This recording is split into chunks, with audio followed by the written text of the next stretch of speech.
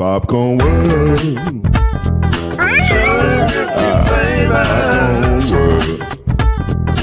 Popcorn World.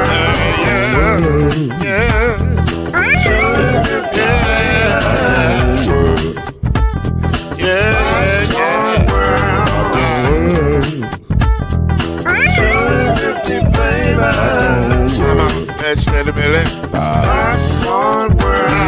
Can I make you groove now? Yes, I can. So you can get this groove in the back of a can. You can make it round the world and the holes in your hand. Popcorn World.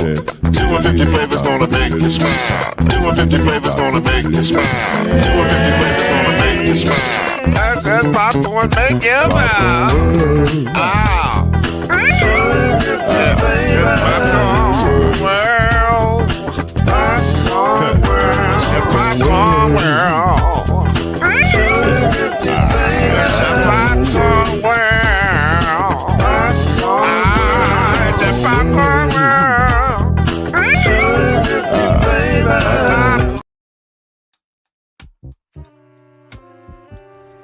BetOnline is your number one source for all your betting needs. Hey everybody, it's Lloyd Spence with BLEAV in the ACC, and get the latest odds, lines, and matchup reports for baseball, boxing, golf, and more. BetOnline continues to be the fastest and easiest way to place your wagers, including live betting and your favorite casino and card games available to play right from your phone. So head to the website and use your mobile device to sign up today and get in on the action. Remember to use the promo code BLEAV for your 50% welcome bonus on your first deposit. That's BLEAV, B-L-E-A-V. It's BetOnline. It's where the game starts. You can tell them the noisemakers sing.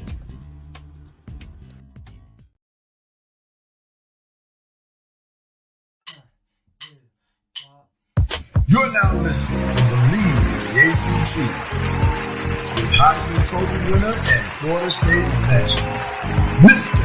Charlie Ward, Wave 3 TV, and Furniture Hall of Famer Kendrick Haskins, and Mr. Talking Noise himself, and of course Mama Noise's name, Lloyd Spence. And now it's time for BLEAV in the ACC. Let me tell you how much we love you guys. We've been up since 4 o'clock this morning trying to work through technical difficulties just so we can bring you the latest in ACC news. That's how much we care. That's how dedicated we are to the cause. We are up and at 'em. I'm just saying, man, that's dedication. That's dedication at its finest. Because that's Kenny Haskins. I'm Lloyd Spence. Coach Junior is en route. I think he may. Is he ready? Coach, you ready for us? He's getting there. He's getting there. All right, we giving him time. We ain't rushing him. But I'm just saying the dedication is on level. But you know what though? If we were one of his players on his team and we were late to practice, we running. So I think we need to start making Coach Junior do some suicides or some laps or something. Or the equivalent of a suicide on this show is this. And that was a Charlie Ward humble flex. You know what I'm saying? The whole fashionably late thing. You feel what I'm saying? And he gets it when he gets in too. Right. Mm-hmm. So, that's how we roll it. I'm just saying that's an easy way to, the equivalent of a suicide. Man. Right.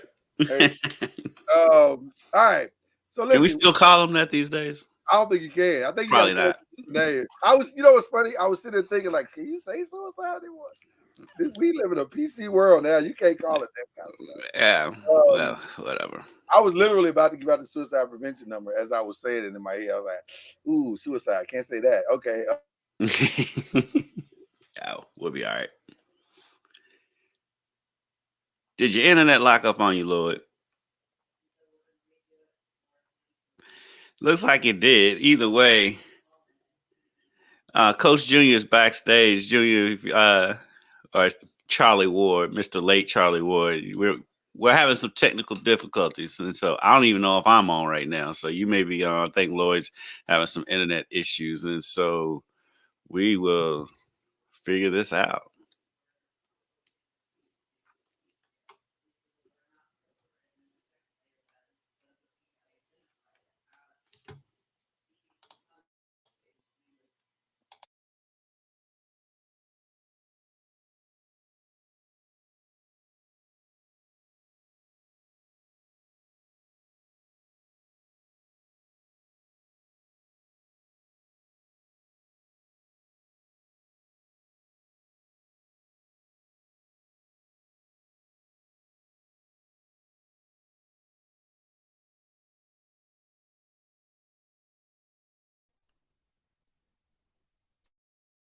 So it turns out you can't say it. Like, that's not a good thing to say. So it turns out you can't say it. Can you hear me? Yeah, I got you. I just muted everything. Okay. Turns out you can't say it. So we won't say that no more. We're just gonna make Coach Junior run. Yeah. So listen, we're gonna make the show work today, no matter what. We gotta figure we're gonna just keep going and make it work the best way we can. I'm not sure what's happening or why.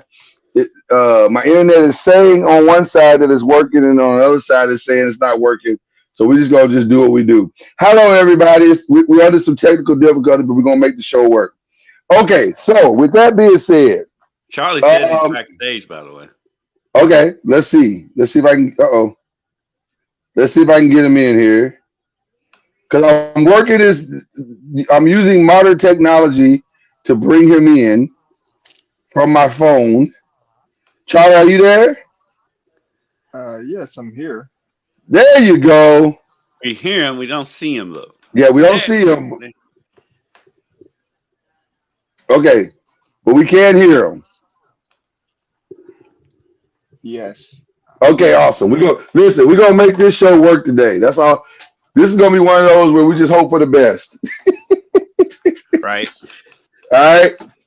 Okay, so let's jump right into the news, because I was actually going to show a clip of the breaking news that was not really breaking news now. It's been out for several days, but it's Louisville's breaking news over the last couple of days, and it's kind of the big story of what's been going on.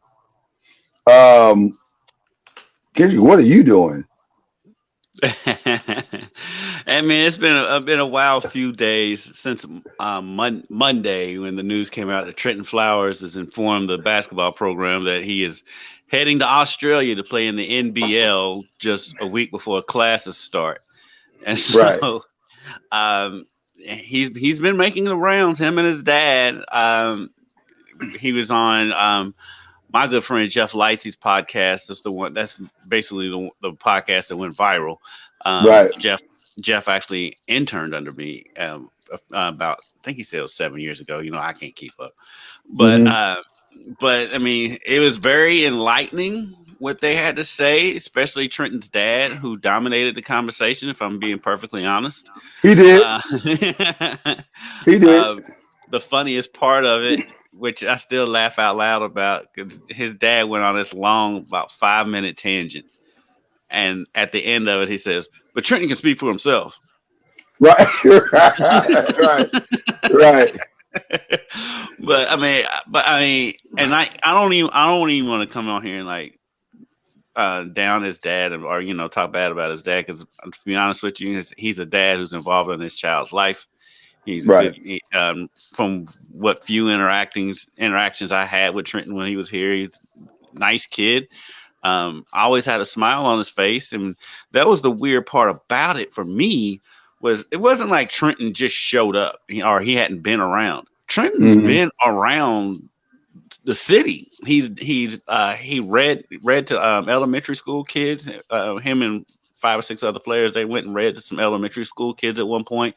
See, he put together a movie day during the summer for kids to go to, I forget whatever movie was out at the time, whatever was the big movie out around June, July, whenever it was, for them to go to watch the movies for free. So like he was doing stuff in the community. So like for him to like just up and leave like that was kind of weird. But then you throw in there too that he said in the podcast that he has 7 or 8 missed calls into Kenny Payne, and KP's not answering his phone. And so it obviously is not it's kind of a bitter split, I would think, from Coach Payne, for sure, which I understand, and because the thing that is probably the most disturbing basketball wise is Trenton was going to be obviously an integral player on the team, probably one, if not the best, one of the best players on the team, and classes start next week, so you can't add to your roster if they're not enrolled in class. And right. And so while him and his dad were saying, "Oh, we gave him 3 months," no, you gave him a week. No, you didn't give him 3 months because they just found out. Yeah. And I don't 100% fault them for thinking that way because they may not have known. You know what I mean? Because I didn't really know how all that worked until all this happened either. And so they may not have known that, you really have put Louisville up against the wall, especially when you think about Coach Payne and a 4-28 season last year. The fans are demanding his head, almost, with lack of a better term. No, absolutely. And so he put him in a bad spot. And then on top of that, the players that could be possibly available are nowhere near the caliber of Trenton Flowers. And so it's a bad spot. Honestly, and Lloyd, because you've seen the interview. I don't know if Charlie's seen it. No, I haven't. If you watch the fan discourse over the course of what everything was going on, when it first dropped that Trenton was leaving, the fans were all blaming KP. KP, he's. But then after watching the interview, the tide totally shifted. Yeah. To where people were like, "Oh no, so this isn't Kenny's fault." I like this. I'm hoping my stuff is stable now. So let me see if I can give you a taste of what it was, and I'll let you be the judge of the situation for yourself. Hold on, Lloyd. Okay. We got to remember when we was talking about Charlie being late. Oh, yeah. And it's just one of them things where you were fashionably late, Charlie. Which kind of, and if you think that was a Charlie Ward humble flex. Not bad. It's just, you're Charlie Ward. If you consider being on time, if you consider being on time late, then yes, I was late. Okay, Charlie, you know what? You might have a point because technically you were here. Yes, so, I was backstage. I don't know. Backstage. Maybe I didn't meet the criteria. The criteria for being on the show. You didn't have your credentials, Charlie. No. No, you don't. No, you don't. All right, I want to try to show a little bit of this video and see where we land with this thing. Hopefully, can you see it? Okay, Charlie. Yes, I can see it. Okay, here we go. Let's see what we got here. I couldn't get in touch. We couldn't get in touch with him. So this was prior. I still haven't even had a chance to speak with him. He hasn't even spoken. I've given him about 7-8 calls, and he still hasn't returned one of my back. So at the end of the day. Now, Trenton and Pops, you can add to this too. When did you guys inform the coaching staff that you were deciding to go to Australia? Because if I'm just reading Coach Kenny Payne's statement, it kind of sounded like he was thrown off guard a little bit. How did that kind of go down? So actually, my one thing was like I said, we tried to inform everybody before, earlier. We told the coaches, what was it? 36 hours before. It was dang near 2 days before. This opportunity came about recently, so this was new news to us, as a family. So I'm gonna let my dad speak on the rest. Very short and sweet. We had a long relationship with coaching staff. Nolan Smith, who's a great guy, great coach, great recruiter. you know, he's the one that introduced us to Louisville. We were recruited by him at another school, but we've been building a relationship. A lot of mutual folks that we know, but we had already informed, Nolan. We met face to face with him. We tried to reach out to KP. I couldn't get in touch. We with couldn't him. get in touch with him. So So this was prior. And might I add, I still haven't even had a chance to speak with him. He hasn't even spoken. I've given him about 7-8 calls, and he still hasn't returned one of my back. So at the end of the day, we respect everybody. You know what I mean? I don't care what nobody say. The respect was there. And like I said, there is no perfect time for anything. But when you take your time to respond, to reach out, be diligent about it, inform all the necessary parties. I mean, what more can you do, right? Because at the end of the day, I said this to somebody. Coaches have went to colleges, recruited kids. They've left for other jobs, better opportunities. Yes, the old coaches leave too speech. I'm gonna tell you something, and I can't wait to hear it. Well, you know what? I'm not even gonna just go straight to Charlie. Let's go straight to Charlie. Charlie, I gotta know how you feel about this. Why y'all going straight to me? Because you're the brains of the operation. I gotta know how you feel. I have some very strong feelings about this, but I want to hear yours first.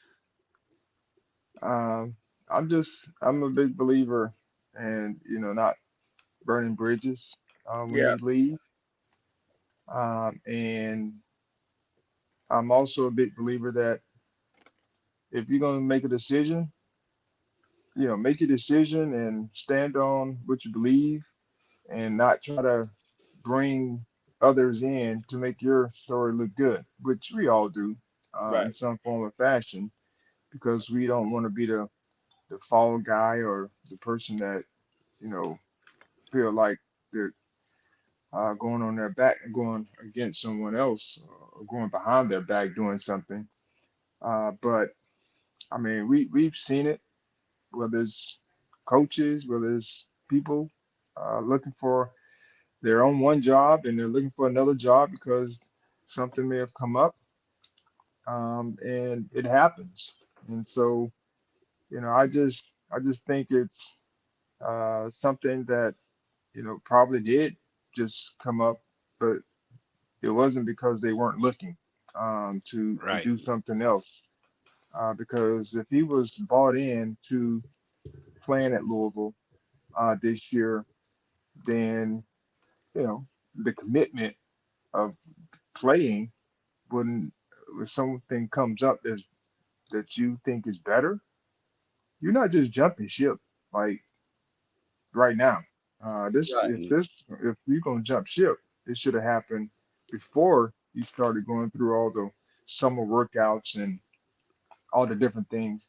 And so this is not something that to me on the outside looking in, this is not something that just popped up. Right. And if it did just pop up, it was because you've been searching and looking for other opportunities. Right. I mean, and that's been my sentiment exactly too, Charlie. And I don't know how much you heard before, but it was just crazy that Trenton was so involved in the community in these 3 months he's been in town, and that's why it caught me off guard more than anything. But yeah, it just doesn't feel like opportunities like this, just like all of a sudden one day they get a call. No, I think we could all safely say that's not how this works. What it feels like it was, in my humble opinion, is that this was probably something that they thought about very early on, but they couldn't quite get it all worked out or figured out or whatever. And so Louisville was the backup plan. And listen, I'm not mad at the family saying financially we need to do X, Y, and Z. That's, we all have situations. We all have things we have to decide. But I also lean to what you're saying, Charlie, to tell someone that you're coming and you're coming to their school and make that commitment. And then a week before you decide, oh, the opportunity now has presented itself. and we're going to be able to go, that feels a little disingenuous. And regardless of, and by the way, there were reports that were saying he wasn't looking the best in these practices anyway. So Well, there was when some, did that come out? huh? When did that come out? Because I Well, didn't like that statement either.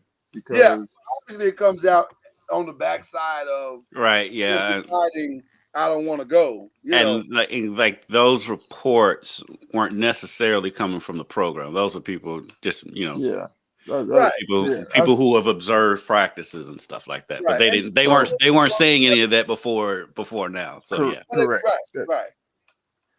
so that's So why I just don't. I don't. I mean, if you're gonna say something, not don't say it before yeah, everything happened, not Right. after, exactly. because that's just trying to pour more vinegar, in the Hmm. wound in a sense. So where bring me up to speed on where's he? Was he there last year, or is he coming No, from this a? this will be his first year. So basically, Charlie, he reclassified to get into this year's class. So he reclassified out of high school to get into this year's class anyway. And he was technically he's supposed to be in his senior year in high school. So he reclassified, got into this class. He's still the recruiting class for U of L. And so he arrived on campus, I want to say in June, late May, Yeah, early June. yeah. So he's been here this whole time. I think his family has moved here. And so, yeah, like I said, he read some kids. He was at all those TBT games and like rooting and cheering. It's like he was like the biggest fan. And when Oh, he played in that Jack Harlow kickball thing, I mean, like he was like entrenched in Louisville culture. And then all of a sudden, bam, he's gone. so he's a freshman. Yeah. Yeah. Oh, so that's I mean, it kind of making sense in a But sense, he's a freshman. He's a freshman with NBA dreams. Out And of the team, on the team, he's the only one that's right now projected to be in next year's NBA draft. right. So I don't think it feels like his family, they were looking for the route that gets him to the NBA Faster. the most seamlessly. Right, right. The quickest, yeah. Right. And I get it. Again, I'm not begrudging his family or the thought process. I'm just speaking more so to the timing of it all and the way it unfolded. This just wasn't, and by the way, NBA teams are going to kind of go, while they're going to, if he's as talented as they say he is, they're going to say, okay, that's cool. We're going to overlook all the stuff you did. But there's some NBA teams that'll go, that wasn't the best, but we go, because you can dunk a basketball the way you do or shoot the ball the way you do. He's a 6'8" point guard, so the NBA will overlook all of this if he shows out in Australia. Right, if he shows out, but to that same point, if it does not play to that standard, they're going to hold this. This is something that they hold against him.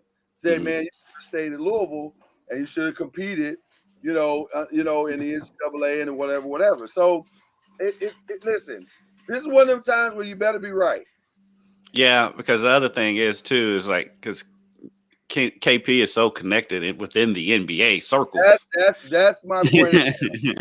Right. KP sent hundreds of kids, maybe you can even say thousands of kids, to the NBA in some form or fashion. So they're gonna listen to him. The NBA is gonna listen to his opinion. So I don't know, man. I wish the kid well. I definitely wouldn't have done it this way. I think hopefully they won't regret it. Right.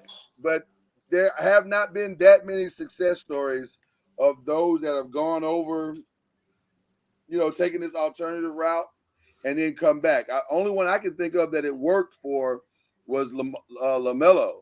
It's LaMelo, and there's another guard too that there's pointing to. You can argue that it kind of worked for Imani Bates, but not really, because he's still kind of finding his way through the system. He's in the NBA. I guess technically he's in the NBA. And he was a lottery pick.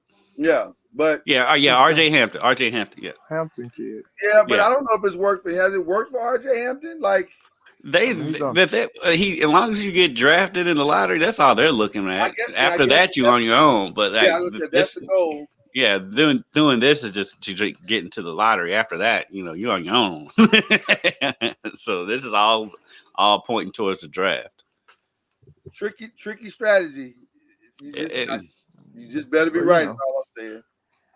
Well, my motto: when you make decisions, you just have to be willing to live with the results. And so, Yeah. to hopefully it works out for him. But if it doesn't, um, that's the choices that they made. But if the foundational things have to always be there. Yeah. And so, regardless of where you are, if you don't have the work ethic, you're not going very far. Right. Don't Right. matter anyway. Yeah. And no matter where you go. Yeah. Yeah. According to them in that interview, he has a great work ethic. I don't think that's what they say. That's what it is. I mean, like I said, time will tell. yeah. But one thing about it, we're using playground rules here. No takebacks. You don't get to come back to college basketball once you make this decision. So no, he definitely not coming back here if he changes his mind within a week. So, lit that bridge on fire, brother. So Yeah. it is. I don't know. So I don't know what Kenny Payne and the Louisville Cardinals will do to replace this young man. I don't would think imagine, they can. Yeah. I was gonna say I would imagine at this point it's too late. Like I don't know unless there was somebody deep in the pipeline. Yeah, they may be able to go to a juke, bring in a JUCO, but like I said, with the NCAA's guidelines on kids having to be enrolled in school, and school starts next week, I don't know how fast you can make that happen. The only thing I can think they could do at this point is that they can maybe enroll somebody for the spring, and then they could kind of come on the back end. That could be a possibility. Yeah, I don't know the NCAA rule, but that could be a possibility because we've seen that before. We've seen that. So that to me, I think that might be the most logical step, that you get into the JUCO or you get into somebody on a lower level and maybe they can come up or something. I don't know. I don't know It what feels like. I'm trying to think. Was it Shaden Sharp? Yeah. Enrolled at UK. He never did play. Right. Yeah, Shaden Sharp. He enrolled at UK. He could have played in the second semester. He just never did. Right. And they're still salty about that within Big Blue Nation. So but anyway, that's where that story goes. So that's fascinating situation. Like I said, I hope it works out for the young man, but boy, you just better be right when you do something like this, because if not, it is a. And one of the things they kept harping on too was he wants to be able to play point guard, and it's been made abundantly clear around here that Sky Clark is the point guard to start the season, and so that may have played into this decision. And as much as they talked about playing point guard, I'm pretty sure it did factor into this decision. But my thing is, exchange. Sky. Well, there's that. And plus, Sky's not going to play 40 minutes a game. There's going to be. You'll have your chance. You'll have your opportunities to play point guard. Yeah, I didn't understand either. That part of the story I didn't get, because to me that comes across as if you don't want to compete. If that's true. Now I don't know if that's true. But that comes across as you didn't want to compete for the job. So I don't know. I don't like stories like this personally. I would much rather a kid commit and stay to his commitment. Whatever that commitment is, and do it in a way that is respectful of not just the process, but those who, are trying to do their jobs to the best of their ability. And that's the Australian team as well. Because I don't know what that, I don't know. I'm just not a fan of this, Charlie. I'm just telling you. Yeah, well, I'm not either. I'm a fan of commitment, but in this day and age, you roll with the punches with decisions that are being made. Right. And if it was a point of contention as far as him playing point guard or off guard or whatever it may be. What is it? I mean, I, to me, it shows your versatility. If Yeah. Right. you're point guard or shooting guard, I mean, at he's some projected point, to play. His projection was saying he could play the 1, 2, 3, and 4. And so, like, obviously you're versatile. So what? I mean, why are you stuck on this point guard thing? Yeah, it so if just that was the case, yeah. then like I try to tell my kids, I'm like, man, this makes you versatile, you know, and stop and don't fight the system. Like we all have things that we want to accomplish. I understand that, but if the coach feels like this is the best situation for you, then play your role. You know, this is not going to always be, you know, what you do, Right. and you know, I'm just that's just my stance. Of course, that's my life in a lot of ways. Yeah. But you know, if you're part of a team, sometimes you don't get a chance to dictate what you want, where Right. you want to be. Right. You have to find your niche. I would say be a star in your role, whatever that role is, and then the coaches will make adjustments because if you're the best point guard, then they're gonna give you the basketball. Like Exactly. Right. but you gotta Right. come in and show yourself. You know, prove that that's what you can do, but don't try to dictate. You know, from jump, and we're just assuming. Yeah. Uh, dictate. You know, this is just for overall, but dictate. You know what you want to do when you haven't come in and just been a team player.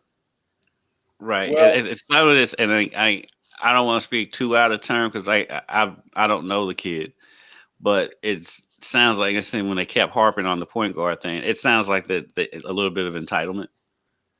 it did. Espe- and you know with Sky in there, and you know I'm also starting to wonder because like you know it was out there that may have been part of the reason why Ellis left is because he wanted to be the point guard and Kenny's like Sky Clark's the point guard, and so I'm trying to figure out why these dudes won't. I mean, you're gonna have a chance to beat him out if you're that adamant that you want to be the point guard, and so I don't know. I don't understand why these kids don't want to compete. I have never seen a coach, as long as I've been watching basketball, as long as I've been watching practices, as long as I've been following programs, I've never seen a coach not play the best person at the position he needed him at. Ever. I've never seen it.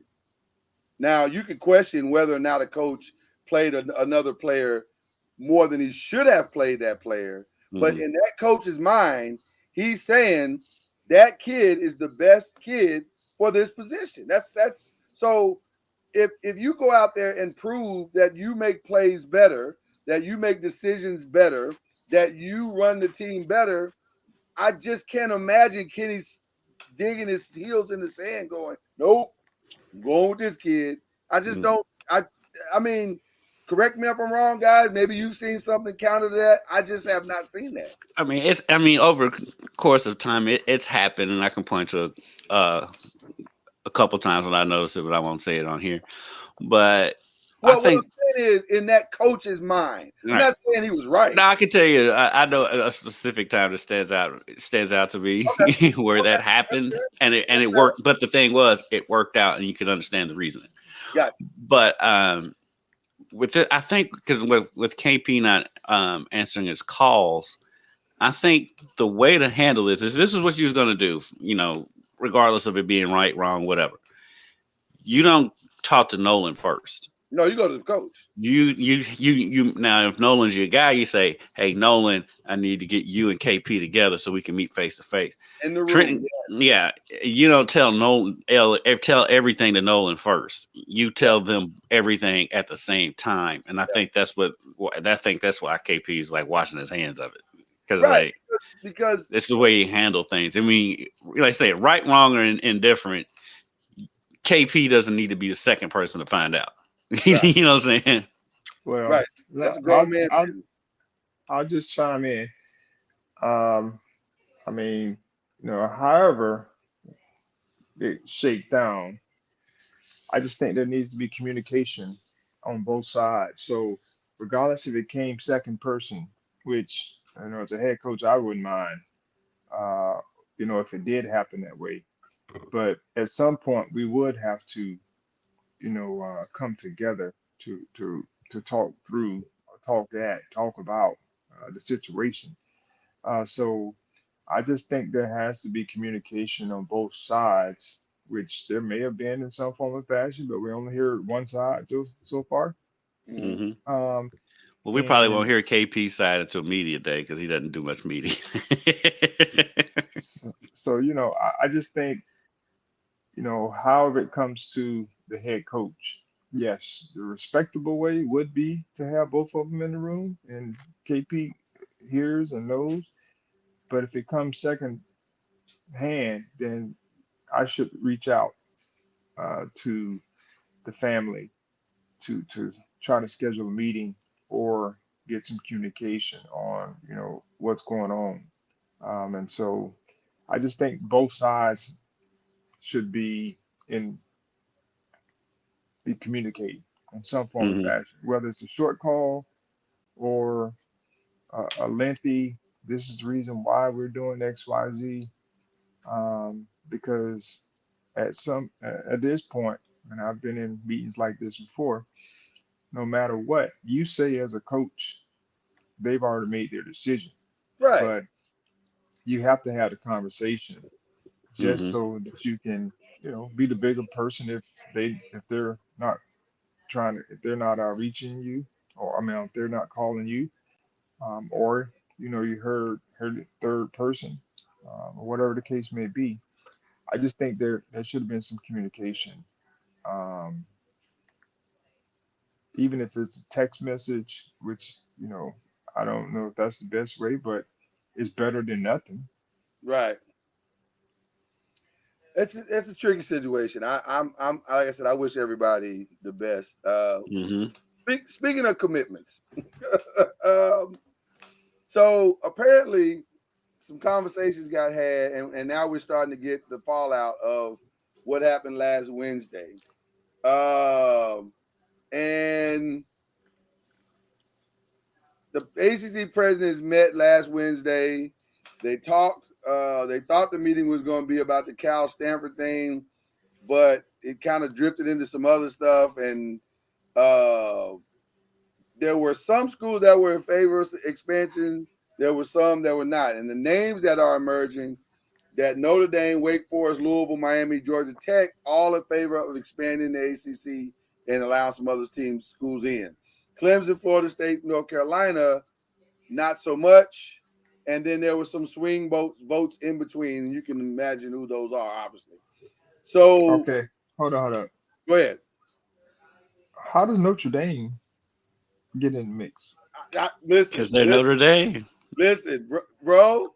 When I saw Notre Dame was in favor of expansion, I was like, expanding what? You're not a part of the conference. Like you're like 3/4 into the conference. So I don't understand what you're expanding.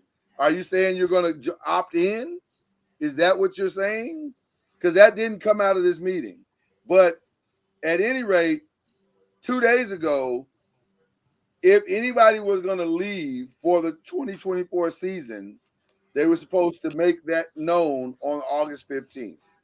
No one technically did that.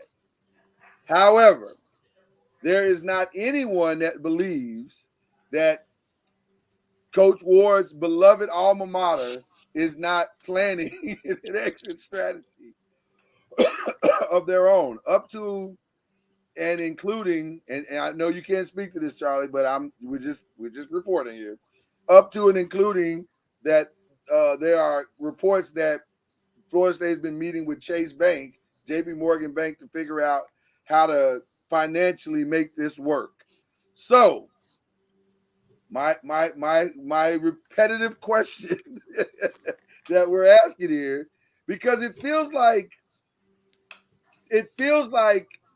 there is a group of people who would like to say the ACC, but they don't want, but nobody wants to be left in the California Stanford position.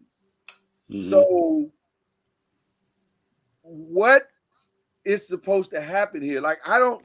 This is so amazing to me. Because I don't. It just doesn't make any sense. Like, none of it makes sense to me. Like, I don't know what's supposed to happen here. At the end of the day. So your comments, gentlemen. This is unbelievable. I don't know. I think it's good talk, radio information, because I mean you really don't know until something happens.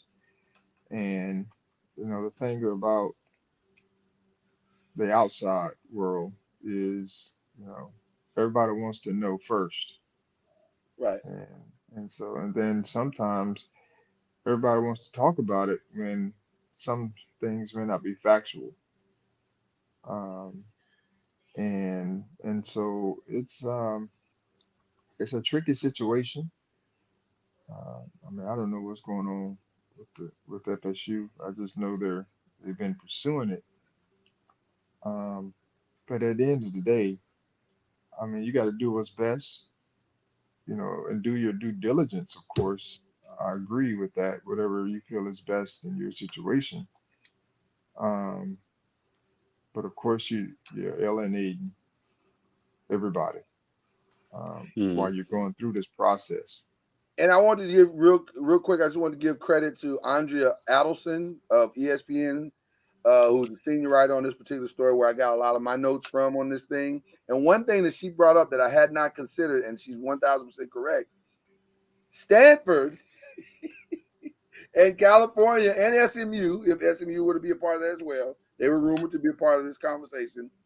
They would all, if they were to join, they would all still have to join under the banner of the current contract. So why would they do that? Right. So none of this fixes the current contract. The only good thing for SMU probably is making more money than they probably were making, period. So this is probably good for them. But Stanford and California, they're stuck in the exact same spot that the rest of the is. So, but they're stuck in the same spot that the rest of the conference is in, but that's better than the spot they're in now, which is nowhere. So they'll take what they can get at this point. Right. Their conference is on life support, and that's being generous. That's not going to have a TV contract. Right. So I just this is again one of the more fascinating circumstances, and it appears your Seminoles are are leading the charge, Charlie. This is again amazing how we got here. It's just amazing how we got here. It's a rat race. I mean, it is a rat race. It's all a rat race. Everybody's chasing the bag, as they say, and that is essentially the bottom line. They're looking at the numbers of what other teams are potentially going to make in other conferences, and everyone is trying to get to that piece. This has nothing to do with competitive, anything. It's about how many dollars we can get, um, which if that's your world and that's where you feel like you have to make it happen, then you're gonna exhaust every opportunity. I'm not faulting anyone from that. I just say, you know, when you go through your process, you have to be willing to live with whatever comes with it. And so if you're alienating people, you gotta, I mean, I've talked to, quite a few administrators, and when they go to the ACC meetings, it's that heat situation that you feel when you're in a space by yourself, or because you're hired by your university, you're not hired by the ACC. right. So while you'd like to keep the conference going, if you're killing your school in the process, that's not good. Right. And that's probably not going to help you keep your job. Right. So And by the way, one thing also, shout out to Andrea again. She said, one of the things that people also need to understand is that while people are saying Florida State is the most attractive to Big 10 or Big 12 or whatever, there is a lot of belief outside of the people that say that actually the more attractive team is North Carolina, and that North Carolina State would go as North Carolina goes. So they've clearly decided that they're aligned in some way, and they're just going to make this thing work the best way that they can together. So that makes it for an interesting dynamic as well, because on one side, the football side, losing North Carolina or North Carolina State, maybe not as big of a deal. Mm. But on the basketball side, it's a massive deal. Right. It is a massive deal. So that makes it also as tricky as everything else. Because can you imagine North Carolina in the Big Ten? Wow. That makes it really nice. That makes it for some really nice games. So because when you think about the academic standpoint of it, I mean, North Carolina, Duke, and Miami make the most sense for the Big Ten. It does. I mean, and I think Wake Forest might be in there too. But so what are you saying? Florida State is not an academic school? They'll be North Carolina, especially Duke and Miami, are basically private schools. So they're not like. I just need to get some clarity. Good question, Charlie. You don't let them throw Florida State under the bus. Yeah. I didn't say anything about their academic prowess. I just said that Duke and Miami fit more into the academic mold of the Big Ten. Don't worry about me. Don't mind me. Don't mind me. Hey, I'm here in Louisville. I didn't say Louisville's in that mix, and Louisville's not in the Big Ten mode either. It's a fascinating set of circumstances, and it appears everybody's going to play it out. Well, I guess at this point they have no choice, but that brings us to this next conversation, because if you looked at our banner for the show today, we advertised the 5 Heisman Trophy contenders that are emerging from the ACC, and they have them in order of 5, but I don't think you can put them in particular order. But the top 5 are Drake May, Jordan Travis, Sam Hartman, which I will get to in a minute, Cade Klubnik, and Will Shipley, which is an interesting group right there. Of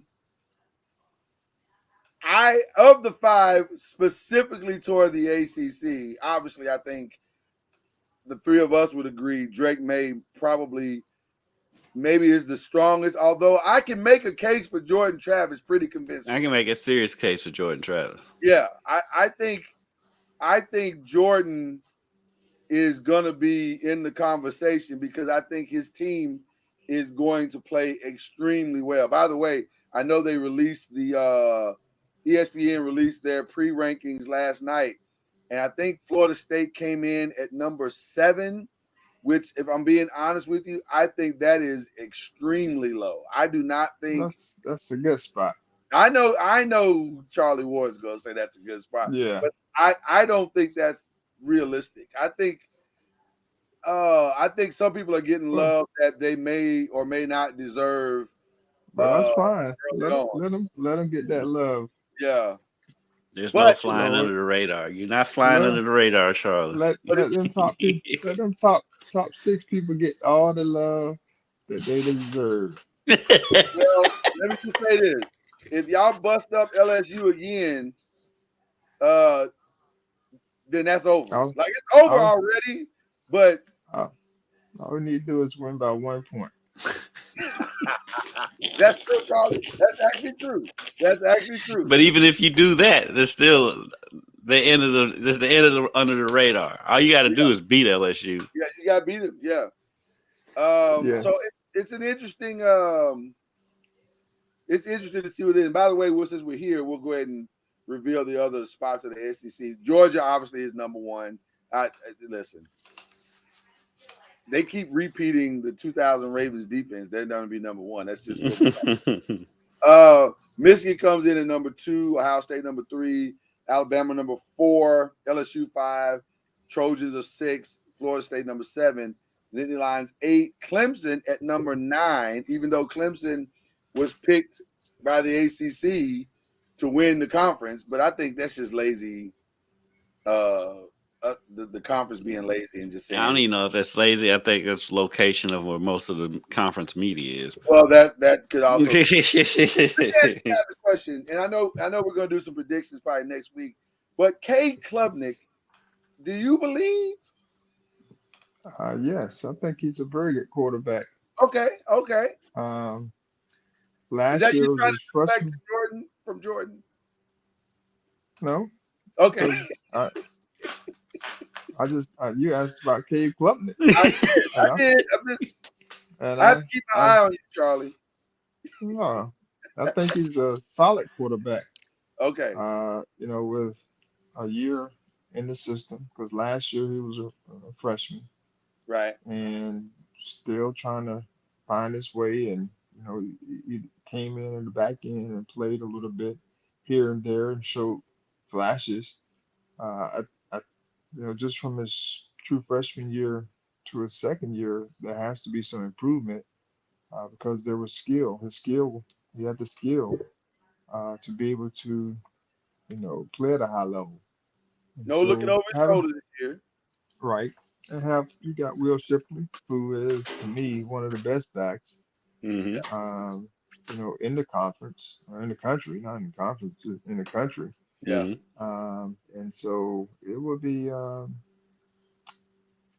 he will have a run game to help back him up so he doesn't have to throw the football, all the time. Yeah. Well, you couldn't ask for a better safety blanket than Will Shipley because right. Will's going to do his thing. I still need to see more from Klubnik. I think he's a good quarter. Don't get me wrong. I think he's good, but Heisman candidate, come on. I think it's a stretch to call him a Heisman candidate. Yeah. I'm not going that. I wouldn't go that route. Right. I would take Will Shipley. I would take Will Shipley over him. Yes. Speaking of, I think we're stretching a little bit. Help me understand. How is Sam Hartman being considered a Heisman candidate? What? Cause it's the Irish, baby. He's at Notre Dame. He's at Notre Dame. Just because the guy's on TV a lot don't mean he should be a Heisman candidate. It doesn't matter. He's every quarterback in Notre Dame is a Heisman candidate before the season starts. I'm like, have y'all seen Sam Hartman play? I've seen him play a lot. Heisman candidate he is not. Or maybe he's all right. I mean, he's not going to make a lot of mistakes, Charlie. You're right. He's not going to make a lot of mistakes because that's not what he does. But I can't think of one thing that he does that's Heisman-esque. He made a lot of mistakes last year. Yeah. That Louisville game. Just in one game, he made a bunch of You're right. That was a disaster. I guess when I say a lot of mistakes, I'm saying he's got the maturity of an upperclassman. And so he's not going to make freshman young mistakes is what I guess when I say it like that. That's a better way to say it. But he's not – I just don't think that's a legitimate Heisman. No, that's the Notre Dame rub. Yeah, I don't buy that at all. And I'm going to be honest with you. As much as I love all these guys, there's one X factor that I think not in our conference that I think is going to be if his quarterback can give him anything, I think he could run away with this thing. And it doesn't happen often that a receiver takes the Heisman, but I'm telling you, I am a massive fan of Marvin Harrison Jr. Yeah. I think that kid is he's the real deal. He is the real deal. It's not often that a young man who comes from a legacy situation truly adapts the things that his father taught him in this game. But Marvin Harrison looks like Marvin Harrison 2.0, as he should. You know, man, I'm so impressed by that kid. But don't. I want y'all to keep this name in your brain. Okay. This guy named Keon Coleman. Okay. Yeah, just keep that on the Where's he play, Charlie? Well, he's currently at Florida State University. He wanted to come. He wanted to come a little closer to home. Okay. So he made the transfer. So I need to put him in my sleepers. He's not a sleeper. He's not a sleeper. Okay. That's rare coming from you, Charlie. Everybody's a sleeper at Florida State, according to you. The kid was a star at Michigan State last year. Okay. Or it's not his last year, but last few years. To me, I hear he's doing well. I mean, but then you got Johnny Wilson. I mean, there's a lot of guys. You got some dudes, Charlie. Well, Jordan Travis has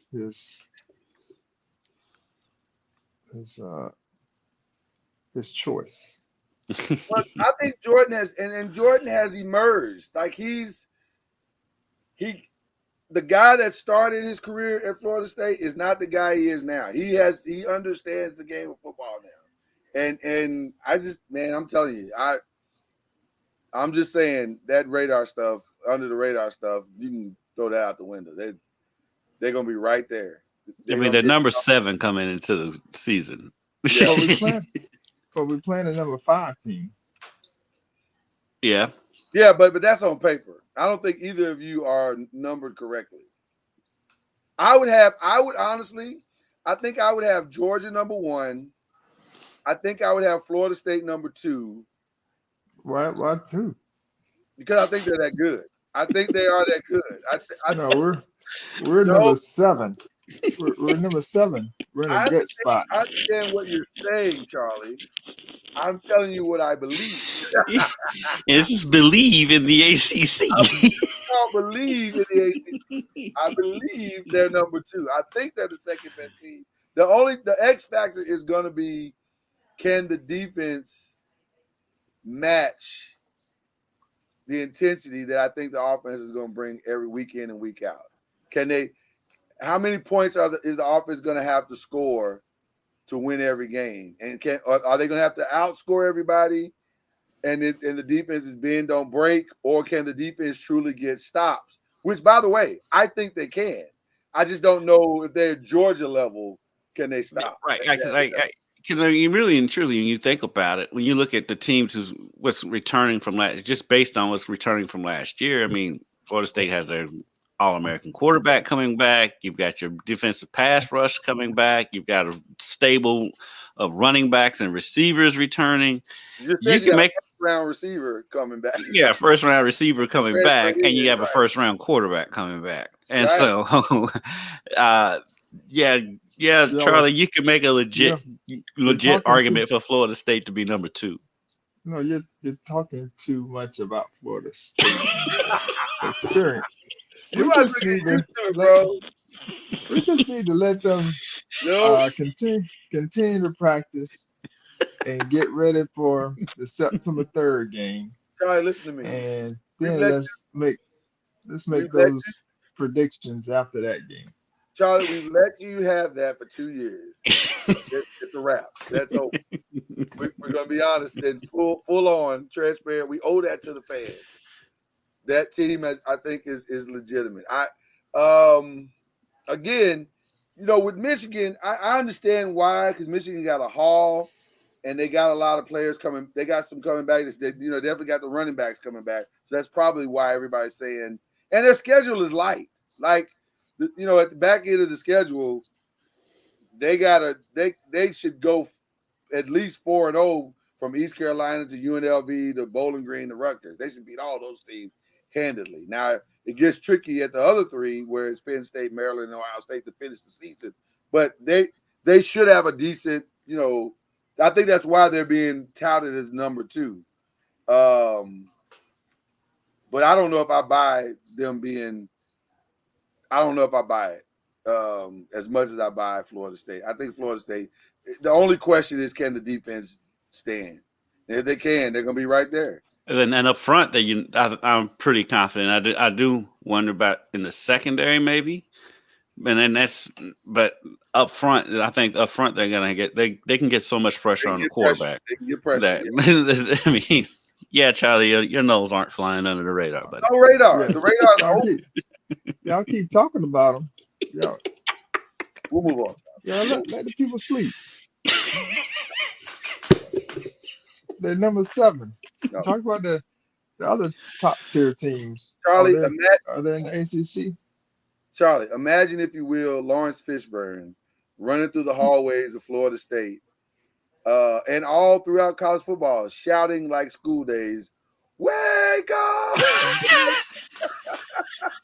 Yeah. No, let us sleep. That's what's happening right now. That's what's happening right now. So it's going to be a great season. We'll get into some college football predictions next week. It should be a lot of fun. That's all we got for you today, people. Thank you for bearing with us in this crazy, crazy show that we've had here today as far as technology is concerned. You guys got any shout-outs? What shout-outs do you have? I got a quick shout out for my boy Jeff Lightsey getting the interview with the Flowers family. I said Jeff interned under me. He's a great kid. He worked at WBKO in Bowling Green for a little while, and he's branched out kind of on his own, kind of doing his own thing and carving his own way, and he's doing a good job. So shout out to Jeff for pulling that off. I tell you what, if you ever want to legitimize yourself, that'll do it. Get the scoop. He got there. The You go. That was real good. Real impressive. Shout out to all of the students that's getting ready to start school. Yes. College anyway, next week. So hopefully they have a great year in school. We just moved our daughter in this past week. So looking forward to TCU playing against Colorado. First game, I think it is. So go Horned Frogs. Will there be a Charlie Dion dinner that week? No. It might be. He just don't want to get another humble flex. No, I'll be home. Charlie, he is so. And another shout out, real quick, to the parents of JCPS students here. Oh my God! With the busing fiasco, Charlie, you probably hadn't heard about the fiasco here last week, where the first day of school, there were kids who didn't get home from school after 10:30 at night because, they totally botched the transportation to the point that we already canceled school the rest of last week. And all of this week, except for elementary and middle schools, will start school tomorrow, and the high schools won't start back until Monday. So shout out to the JCPS parents who are dealing with this because, you put behind the 8 ball. You talk about Trenton Flowers leaving at the last minute. So shout out to the parents having to deal with this madness around. Oh, it is complete. Lack of bus drivers? Well, so lack of bus drivers and some issues within the Board of Education. I actually have the inside scoop on that one, so I have to tell you about that. It's bananas. But this is that's shout out to them for having the patience not to choke somebody out, for bringing your kid home after a 20-hour day. Right. Crazy, but we digress. I don't have any real shout outs other than you guys. I'm good on the shout outs. I think it's been a fun week of sports. I'm curious to see where some things are headed going into next week. There's a lot of bubbling under the surfaces and on all levels, and we'll see how it all unfolds. So until then, we wait. Yeah. But with that being said, that's the great Kendrick Haskins. The man in black down there is Charlie Ward. The silhouette. The man at witness protection. And this is Believe in the ACC. We'll see you guys next week. You've been listening to Believe in the ACC with Charlie Ward, Lloyd Spence, and Kendrick Haskins. Please like, follow, subscribe, and share from the Noisemakers page on Facebook and on YouTube. And you can also listen to us on Spotify, Apple Music, iTunes, and wherever podcasts can be heard. And join us next time.